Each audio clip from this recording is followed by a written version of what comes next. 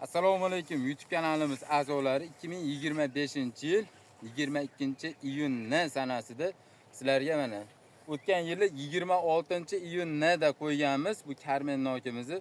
Hozir sizlarga yana olgan hosillarini bir qator ko'rsatib boramiz. Kamerani yaqinroq olib keling mana. Mana bu o'tgan yili ham xuddi shu holatda hosil bergan. Mana bu holatda shu oyda oxiriga iyunning oxiri iyulning boshlariga xudo xolasa terim jarayonlarini ham qo'yib boramiz mana. Hozirgi kunda eng trendda, eng lider bo'layotgan noklardan mana karmen nok bo'ladi.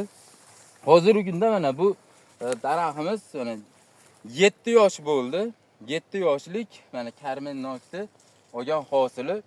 Endi bu karmen nokda afzal tomonlarini ham aytib o'tamiz. Bu karmen nok ekkan yiliz bitta ikkita nishoni ko'rsatadi. 3-yildan asosiy to'liq daromadga kirasiz.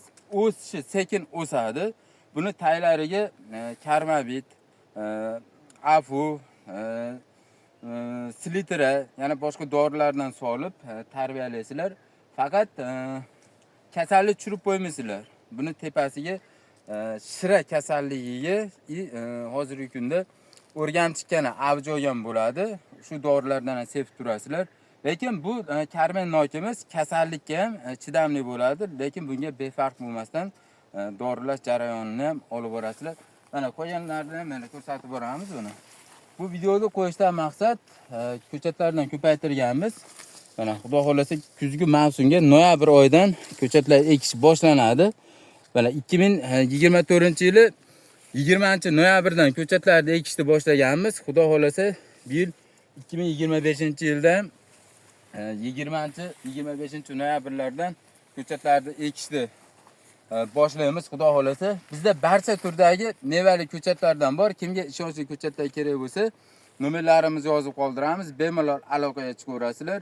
Bu videomiz yoqqan bo'lsa, like bosib, bu videomiz tarqalishi uchun boshqa tanishlarga ham jo'natib qo'yinglar. Bizga podpiska bo'lib, obuna bo'linglar. Xudo xolasa yangidan yangi videolarni sizlarga birinchilardan bo'lib qo'yib boramiz.